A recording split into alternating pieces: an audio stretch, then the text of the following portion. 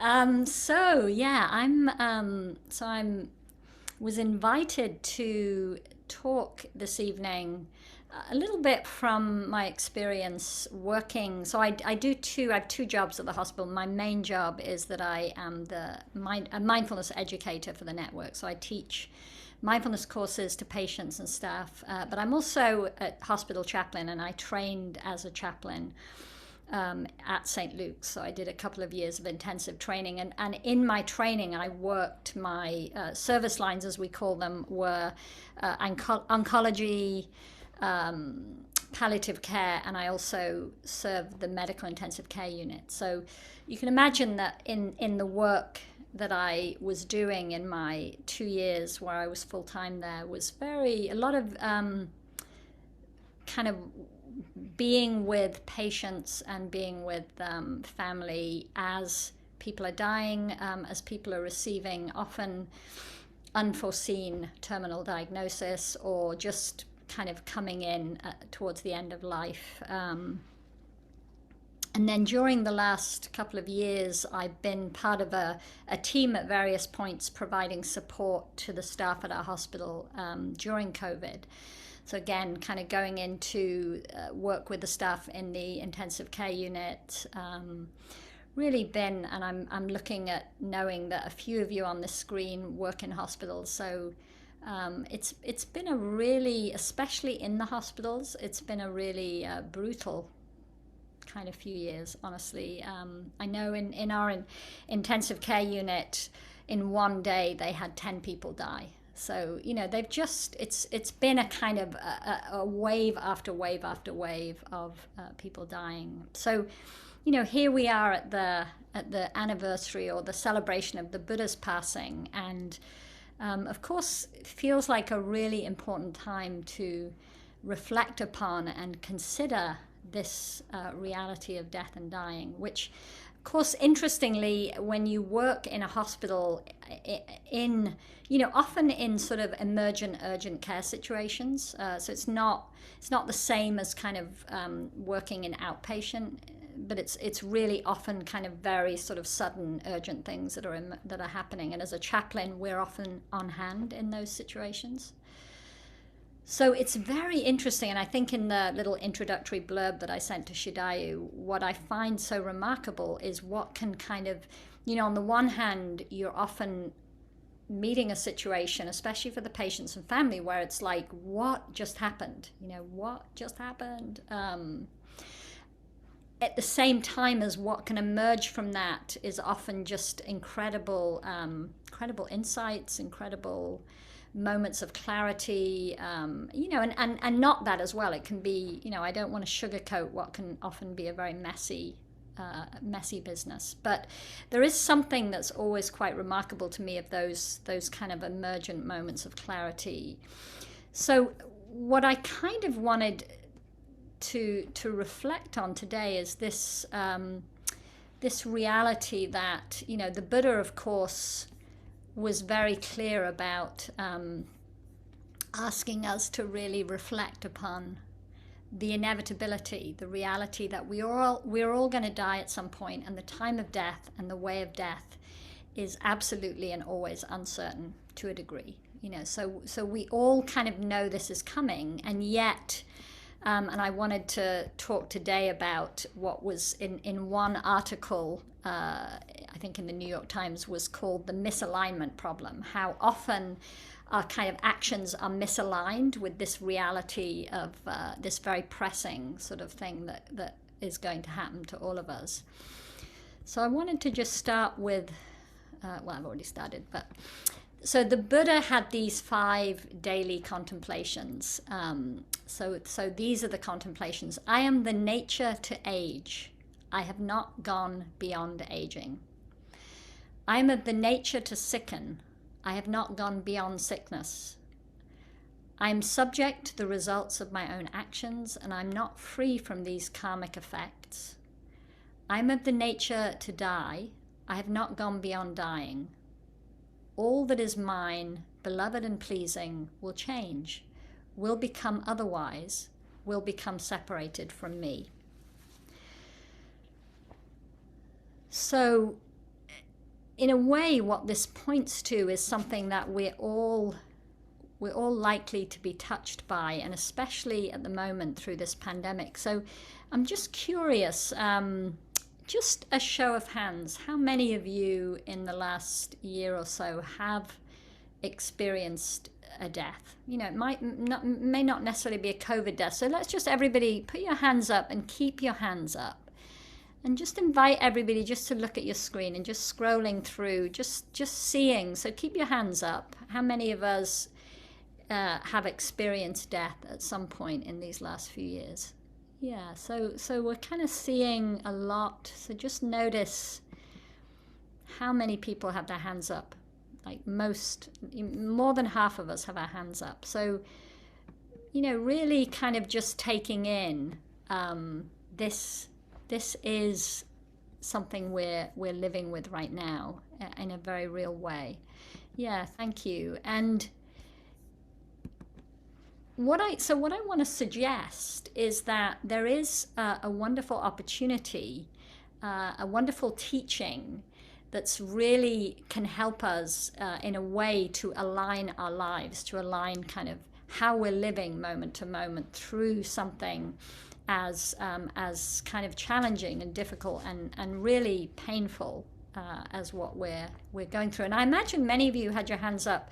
It may not have been COVID related, you know, that life goes on and death is always unfolding around us in some way.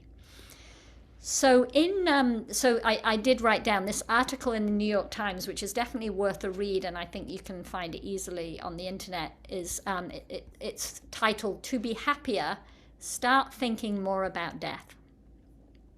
So kind of a very interesting and provocative title. To be happier, start thinking more about death. Which, you know, in a way, for many people, that would be like, that's kind of morbid. But the article was really talking about this misalignment problem. So, you know, we have goals, all of us have goals around what we feel is important in our lives. But what was interesting, so in this article, they were quoting a study that was done in 2004 in, I think Daniel Kahneman was part of this study, and they surveyed a group of women to compare how much satisfaction they derived from kind of voluntary daily activities that they engaged in. So what was really interesting, or maybe not so interesting or surprising, was that their daily activities did not align at all with what they reported that they got satisfaction from. So this group of women reported that they derived much greater satisfaction from prayer, from worship, and meditation than from television. And yet, so these are voluntary activities, and yet the average respondent spent more than 5 times longer watching television than they engaged in spiritual activities. So in a way, this points to this misalignment problem. And in a way, I think what he says is that this might well underestimate the problem. So something else that a US survey that from 2004 showed that the average citizen, so the average US citizen, spends 4 times longer watching television than socializing and communicating, and 20 times longer on TV than engaging in spiritual activities. Now, I'm sure looking around, none of us do that, of course. But we probably do things, you know, that there may be a little bit of things that we're kind of doing that are a misalignment problem. Like how much time do we spend, you know, surfing on our sort of Facebook page or Instagram, or how much are we spending on the news? So in January, I did a retreat, solitary, and I came back from my retreat and I just had this moment of like, I do not need to be on the news. The news is not my friend. It doesn't support my nervous system to be calm. It doesn't support me to feel kind of uplifted. So I have been on a news fast, which, by the way, even when you go on a news fast, you know exactly what's happening because people tell you, did you hear about? But it's been really interesting for me not to spend the time that I spent. And I wasn't watching the news, but I was a kind of, you know, I had my little routines in the day when I would read, The Guardian or whatever, the New York Times. So just becoming aware of what are we spending our time doing. So in a way, I think what was interesting for me about reading this article is the conclusion isn't necessarily that we need to stop wasting time, but in a way, how do we find a kind of systematic way to raise the scarcity of time into our consciousness? So in Buddhism, we could say contemplating our impermanence, or kind of starting to bring this precious resource of our time into consciousness, can really be a way that we can work with this misalignment, rather than all these shoulds. Oh, I should be doing more of this, or I shouldn't be doing that. But just really thinking about, what am I doing with my precious and valuable time? So I just want to read, some of you may not love Sam Harris. I don't always love him, but he often has interesting things to say. So this is a Sam Harris quote.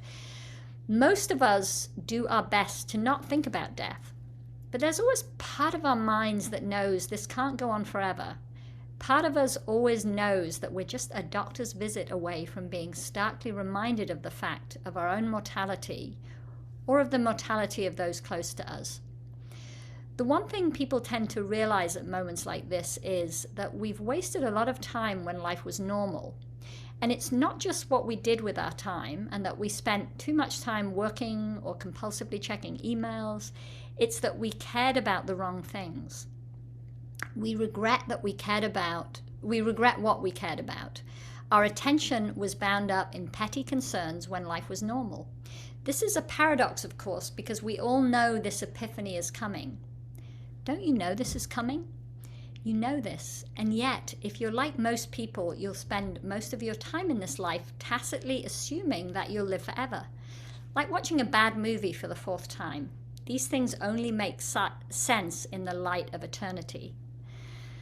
So I think, he's pointing to something really valuable here. So, that in a way, like that last line, that death is what gives life its preciousness.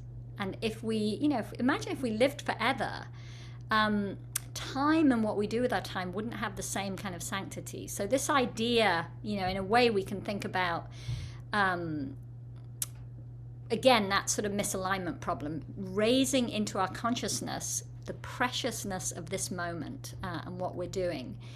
And you could say that we don't have to wait until death to answer these questions. So every moment in our life is absolute in itself. It's right now, this is all we have, this is all there is.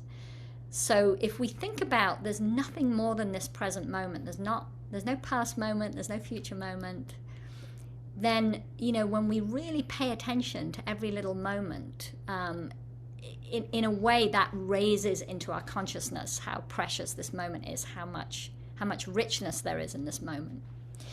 So another way is to say that death is always present in every moment, as is life. So in a way, this is kind of the yin and the yang of kind of our lives. It's the razor's edge that's present, we could say, in every breath. So the in-breath, we can say, is life. The out-breath is like letting go. And we can just know that every breath, each breath could be our last.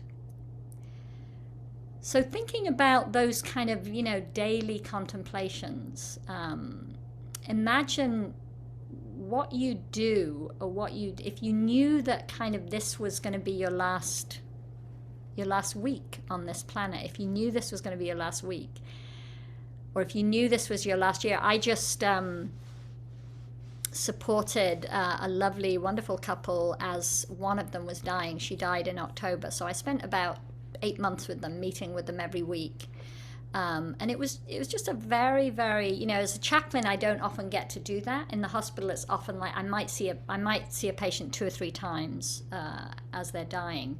So this was really an opportunity for me to be in relationship to somebody as they're kind of considering. And what was so interesting, and I think if you read what chaplains and people who work with the dying will say, is there's a lot of humor. I mean, this woman was so funny so much of the time, and I'm looking at Achura Siddhi on my screen and thinking about Savannah Prabha as she was going through her dying process, and how much humor and goodwill, and just incredible presence there can be when you have that knowledge that you don't have long. So I remember somebody saying to me, if you knew that your next vacation was going to be your last vacation, what kind of vacation would you choose to go on? Would you choose to go lay on the beach, or would you say, maybe this is a time I want to spend with my friends? So thinking about this question, this bringing really alive this question of like, how do we start to bring into our consciousness that sense of the preciousness of this human life, the preciousness of this moment that we are in right now and all that it can give us.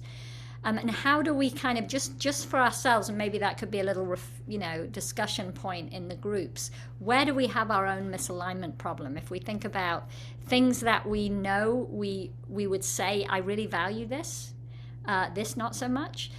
Are we actually finding ourselves spending more time doing things that maybe we don't value? And then those things that really bring us satisfaction and joy, how much time are we spending? How much time are we, when we sit on the cushion and we think, that gets kind of squeezed into 20 or 30 minutes, but do we squeeze other things in that same way? So just an opportunity to kind of recognize the amazing teaching there is in this consideration of, that death is an inevitable part of life, and when you work in a hospital, you really understand that we really truly don't know when that's coming. I just heard today of a good friend back in the UK who has terminal cancer.